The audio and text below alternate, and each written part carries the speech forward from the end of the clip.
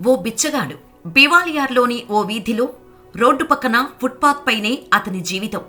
వచ్చిపోయే వాళ్లను ఇంగ్లీష్లో అడుక్కుంటూ దొరికిన చిల్లరతో కడుపు నింపుకునేవాడు. ఎండా వాన పగలు రాత్రి అని తేడా లేకుండా అక్కడే పడుకునేవాడు.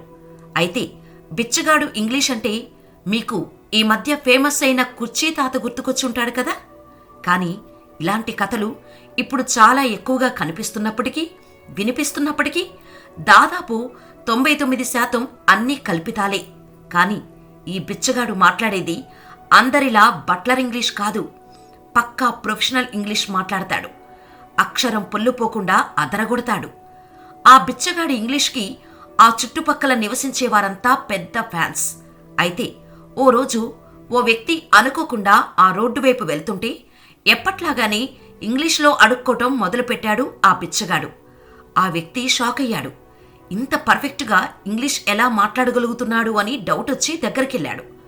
ముఖం నిండా చింపిరిగడ్డం, తల నిండా జుట్టుతో అస్సలు మొహం కూడా సరిగ్గా ఏర్పడని స్థితిలో ఉన్నాడు ఆ బిచ్చగాడు.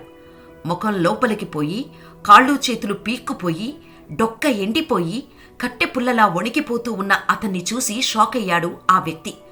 ఆ బిచ్చగాడికి అప్పటికీ దాదాపు 90 ఏళ్ల దాకా ఉంటాయి.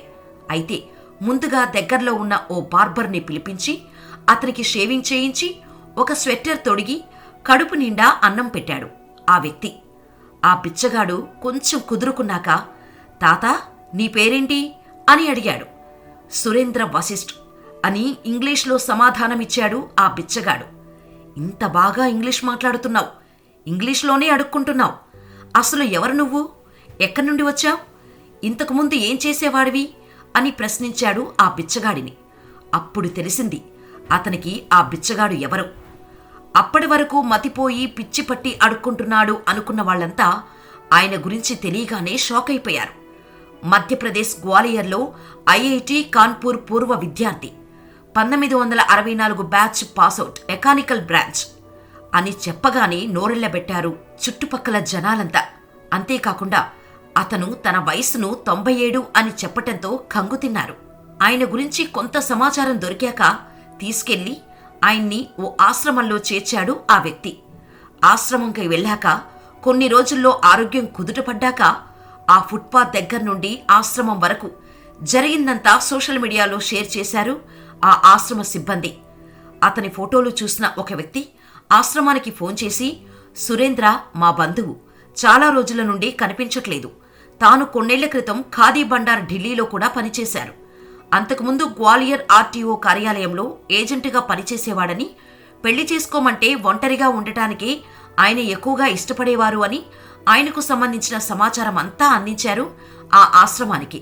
దాంతో ఆ ఆశ్రమం వాళ్ళు అతన్ని అక్కడే ఉంచేశారు.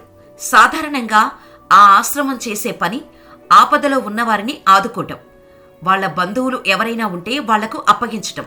కానీ కొన్ని కేసుల్లోనే కొందరిని ఆశ్రమంలోనే ఉంచి అన్నీ చూసుకుంటారు. సురేంద్ర అతి తొందరగా అక్కడున్న వాళ్లతో కలిసిపోయి చాలా అందంగా తన జీవితాన్ని ఎంజాయ్ చేయడం మొదలుపెట్టాడు. దాంతో అక్కడే ఉంచేశారు ఆ ఆశ్రమం వాళ్ళు. సురేంద్ర వశిష్ఠ్ ఇప్పుడు ఆ ఆశ్రమంలో చాలా సంతోషంగా తన తోటి వయసున్న వ్యక్తులతో ఆనందంగా గడుపుతున్నారు. ఒక ఐఐటి పాసౌట్ అయి ఉండి సురేంద్రకు ఆ పరిస్థితి రావటం నిజంగా చాలా దురదృష్టం. కాని అతన్ని రక్షించటానికే వచ్చాడేమో ఆ వ్యక్తి. దేవుడిలా ఆదుకున్నాడు. నిజానికి ఆయనే దేవుడు. మనుషులని మనుషుల్లా చూడని ఈ రోజుల్లో ఒక వ్యక్తి ఓ బిచ్చగాడికి సేవ చేసి ఇన్ని రోజులు కష్టాలు అనుభవించినా ఆ వృద్ధునికి అందమైన ఆనందకరమైన చివరి రోజులని ప్రసాదంలా ఇచ్చాడు. ఇలాంటి జీవితం గడిపిన చివరి రోజులు మాత్రం బాగా గడపాలి అనుకుంటారు. అలాంటి రోజులు ప్రసాదించిన ఆ వ్యక్తి దేవుడు కాక ఇంకా ఏమవుతాడు? అవును, మనుషుల్లో దేవుణ్ణి చూడాలి అంటారు. అందుకే అప్పుడే నిజమైన దైవత్వం కూడా. ఇది నేను చెప్పే మాట కాదు, ఆ భగవంతుడు చెప్పే మాట. అందరూ పాటించాల్సిన ధర్మం. కాని సురేంద్ర మాత్రం ఐఐటి పాసౌట్ అయినా ఎందుకు మంచి జీవితం కొనసాగించలేకపోయాడు అనేది మాత్రం ఇప్పటికీ ఎవ్వరికీ తెలియదు. ఇదంతా మధ్యప్రదేశ్ గ్వాలియర్లో జరిగిన నిజమైన సంఘటన. అయితే సురేంద్ర గారికి ఏమై ఉండొచ్చు? ఎందుకలాంటి పరిస్థితి రావటానికి కారణమేంటి అని మీరేమనుకుంటున్నారో మాకు కామెంట్ చేయండి. ఇలాంటి రియల్ ఇన్స్టెంట్ స్టోరీస్ కోసం మన ఛానల్ని సబ్స్క్రైబ్ చేసుకొని నోటిఫికేషన్ ఆన్ చేసుకోండి. మరో స్టోరీతో మళ్ళీ కలుద్దాం.